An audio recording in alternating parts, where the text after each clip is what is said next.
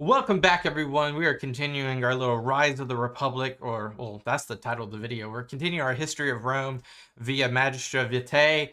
I've been saying that probably wrong this entire time, but that's okay. We're starting here at the Rise of Republic. This is the third episode that we've done of the series of this channel. Channel and video in the description below. Looks like we're going to start 509 BCE. Let's jump right into it and see what we got.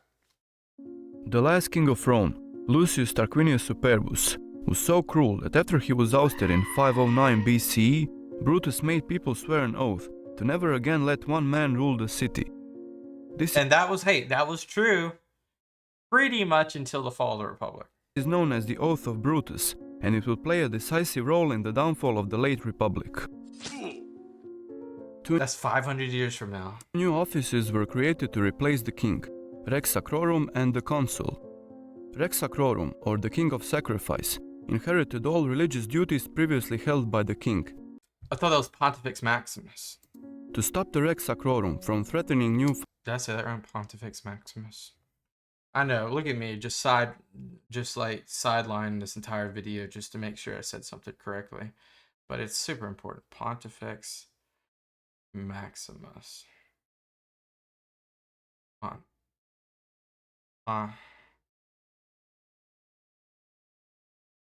Pontifex Maximus, yeah. Found liberty, he was made subordinate to the Pontifex Maximus. Oh, okay. All military and political power of the king was now held by two consuls.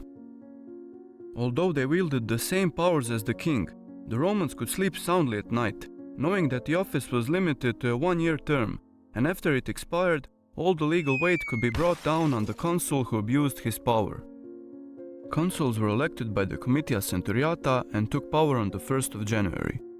The first consul, meaning the one who got more votes, was the first to hold the fasces. Fasces represented imperium, or the power to command. It alternated between the consuls each month, and the one holding it was in charge. Duties of the consuls included introducing new bills to the Senate, leading the armies in times of war, and overseeing elections.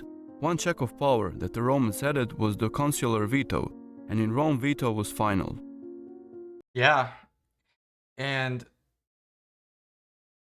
I think you could veto. Could you veto bills before they even were read, or as they were reading? I think in some instances that was true. The first consuls of Rome were the ringleaders of the rebellion, Lucius Junius Brutus and Lucius Tarquinius Collatinus. The Romans, still wary of the Tarquin dynasty, feared for their newly acquired freedom. Whispered hints turned into common talk as people grew increasingly more suspicious. To ease the people, Brutus summoned an assembly and pleaded with Collatinus to step down. Although shocked by this betrayal, Collatinus agreed to lay down his consulship and leave the city. In his place, the Comitia Centuriata elected Publius Valerius, another leader of the rebellion, who would later be known as Publicola. Although most of the population was content with the new leadership, a number of young nobles who enjoyed the former king's generosity wanted him back on the throne. Tarquin's envoys arrived at the city to retrieve his belongings. While the Senate was discussing the matter, they plotted with unsatisfied nobles. A slave overheard their conversation and reported it to the consuls. The traitors were imprisoned, but the envoys were sent home unharmed as they were protected by international law. International law? See, I'm not even aware of concepts like that even was possible back then. I guess so. Among the traitors were Titus and Tiberius, sons of consul Brutus. Punishment for treason was death, but one of the senators proposed banishment.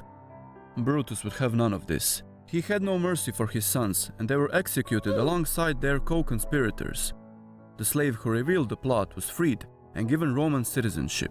Nice. When Tarquinius caught wind of the events that unfolded in Rome, he implored the Etruscan kings to crush the rebellion and prevent the revolution from spreading north. I'm starting to like this channel a lot more. It's even more comedical than I thought it. Comical. Two cities answered, his hometown Tarquinia and the city of Veii, who fought and lost previous wars with Rome. With these two armies trailing him, Tarquinius entered Roman territory. Roman consuls marched out to meet him, with Publius leading the infantry and Brutus the cavalry. Fighting was fierce as the two forces were evenly matched, but when the night fell, the Etruscans retreated to their home, leaving Rome as the victor. Although the battle was won, there was no celebration in the Roman camp. Lucius Junius Brutus, the father of the Republic, lay dead on the battlefield. A consular army lost their consul. His body was carried back to Rome and the state declared an entire year of mourning. Publius, now standing alone, fell under suspicion. He was building a home atop Velia, a hill connected to the Palatine. The paranoid masses feared that he was building a fortress from which he could imprison them all. That's a little paranoid. Publius caught wind of this and summoned an assembly. Furious with the people, he said, "Am I, the most determined foe of kings, to dread the suspicion of desiring to be one myself? The house of Publius Valerius shall be no check upon your freedom. Your Velia shall be safe. I will not only move my house to the level ground, but I will move it to the bottom of the hill, that you may dwell above the citizen whom you suspect. Let those who are regarded as truer friends of liberty than Publius Valerius dwell on Velia." Oh, at least he has some humility. Really nice. So he basically reversed his fortune, I'm guessing. With this, he moved his house to the very bottom of the hill. He used this opportunity to propose two new laws that are famous even to this day. The first stated that any man who tried to make himself king could be killed by anyone without the fear of reprisal. Oh. And that's not very cut and dry. The interpretation of that is subjective, I'm guessing. The other gave the power of appeal to the assembly. This earned him the honorary title Publicola, meaning friend of the people. A vote to replace Brutus was held, and Spurius Lucretius, the fourth and final leader of the rebellion, was elected consul, but he died of old age only a few days later. In his place, Marcus Horatius Pulvillus was elected, and thus the first year of the Republic came to an end. We should pause this story here to examine this early republic. The date of the foundation of 509 BCE is highly suspect. It is generally believed it was fabricated by later Romans to predate the establishment of Athenian democracy just 1 year later. Yeah, that's interesting. The Romans had a hard time believing they were not the first and best at everything, but the lack of any primary sources forces us to mark our own story with this date. Although Romans took much pride in their democracy, it should be noted that it wasn't much more than an oligarchy, ruled by the wealthy elite. Yeah, especially if you look at the voting, like the first two, the voting block is 92 votes comparatively to the rest only being 91. So it's a classist society on top of everything. Quites and the first class still held the majority of votes in the Comitia Centuriata, Yeah. and they almost exclusively consisted of patricians.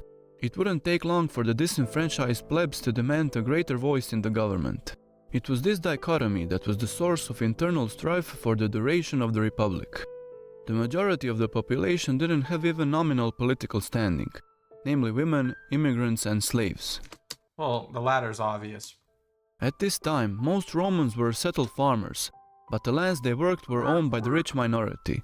Although important, That's very, yeah, it's interesting because I'm drawing the parallel to, like, we watched the video on Cleopatra's Egypt, so which is the, of course, the,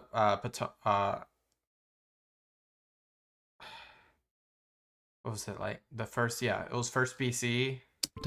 slaves were not yet the backbone of the Roman economy as they would become in the time of the late Republic and the Empire. Romans cultivated grain for internal consumption, or grapes and olives used to manufacture wine and oil, which were valuable trade goods. Following the Etruscan example, wealthy Romans used these goods to enrich themselves even further by trading with neighboring nations. Even though Rome had many internal struggles, in times of war they were all set aside, and the Romans bound Carthage must be destroyed. together to defend the city, only to resume their quarrels when the danger had passed. Having said this, we should continue with our story. After his defeat, Tarquinius fled north and took refuge in the Etruscan city of Clusium, ruled by King Lars Porsena. Tarquinius used the same tactic he used in Veii and persuaded Porsena to march on Rome. Such was the power of Clusium and the reputation of Porsena that general panic ensued in Rome. The Senate feared the plebs would be so overcome with despair that they would let Tarquinius into the city and accept peace even though it meant slavery.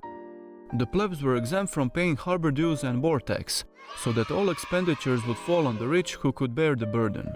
This generous act ensured harmony in the dark days to come. Livy writes that the popularity of the Senate at this time was never surpassed by any man or institution in Rome. As the Clusian armies drew near, Romans abandoned their posts and fled across the Tiber, leaving the Sublician bridge unguarded. This would have spelled disaster for Rome if it wasn't for the bravery of Horatius Cocles. He ordered the men behind him to tear down the bridge. To buy them enough time, he stood alone on the far side of the river and challenged the whole of Porsena's army to combat. The army was transfixed as they watched this brave but obviously suicidal man. It was only the sound of the collapsing bridge that snapped the army out of their trance. As Porsena's army was charging at him, he called upon the god of Tiber, and still fully armed, jumped into the river. Yeah, this is probably myth. Although Etruscans hurled many spears at him, he reached the other shore safely. Okay. For his actions, Horatius was admitted to the pantheon of Roman heroes. By collapsing the bridge, they stopped Porsena from directly assaulting the city, forcing him into a lengthy siege. Ambushes set up by Publius stopped Etruscan ravaging parties from plundering Roman fields, but the city was still blockaded and the people starving. In this time of great need, another hero of the early republic emerged. Young noble Mucius Scaevola disguised himself in Etruscan clothes and swam across the Tiber. I finally figured out like what kind of like let me know what you guys think, but this is like obvious. This is like an interesting animation style. I was trying to put my finger on it the last couple of times I was watching it. It's like a combination of like Stardew Valley, but also like some early handheld games, you know? He entered Porsena's camp unnoticed and hid among the crowd. It was the soldiers' payday and the king's treasurer was handing out the gold. Mucius did not know the king by sight, as he and his entourage were dressed alike. Hoping that the good fortune that led him this far would continue, Mucius struck a killing blow. Unfortunately, he killed the treasurer and not the king. He was apprehended and brought before the king.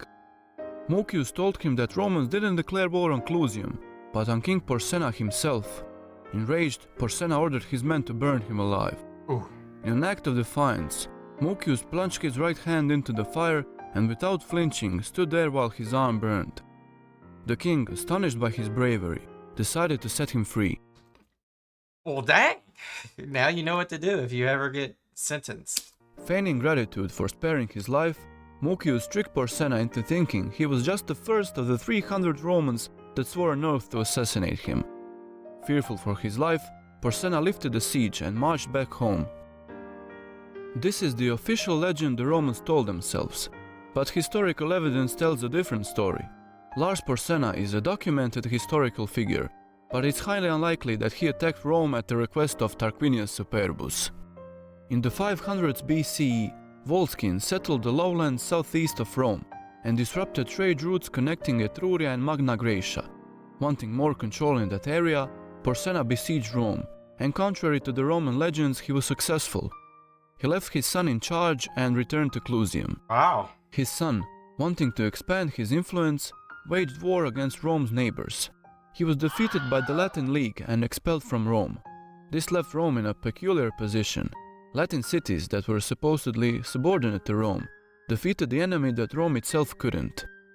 Those same Latins, believing that Rome, weakened by occupation, would be easy pickings, revolted, but they underestimated Roman power, like so many others did throughout history. The Senate appointed Aulus Postumius as dictator. In Rome, The final act. the office of dictator was an extreme measure used for desperate situations.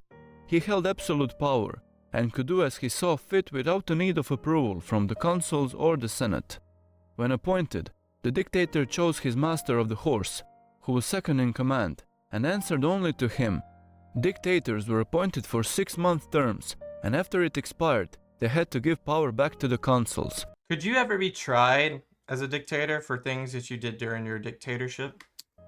And they did. Every dictator until Julius Caesar gave up his power willingly. Postumius led the Roman army to victory at the Battle of Lake Regillus. This victory assured Roman dominance over the Latins for the next 150 years. When he returned to Rome, he stepped down from his position and reinstated the consuls. The monarchy really was dead, and it would stay dead for another 500 years. While fighting to defend the republic, a large number of plebeians were left in debt. This debt would be the source of internal turmoil for the years to come, and it will take the first Reich in recorded history to resolve it. Join us next time as we discuss this struggle, known as the conflict of the orders. Can't wait. This is interesting. I love it. It's a fun little. I mean, we started really looking at the Roman Republic where I'm like, man, I know the Second Punic War. Well, the First Punic War, I guess. But we really haven't talked about what happened prior to that. Which is an interesting way to kind of fill the gaps here. So we're going to watch all the videos from Magistra Vitae. So make sure you go subscribe to them. Great content. And thank you guys for watching. This is really interesting and learning about like some of the preambles of the Republic until the Republic, and then what happened within, whether it be the Latin leagues or the neighbors of Rome, like the Etruscans, and how everyone interacted prior to the hegemonic power that Rome becomes. So appreciate you guys as always. I'll see you guys next time. Peace out. Bye bye.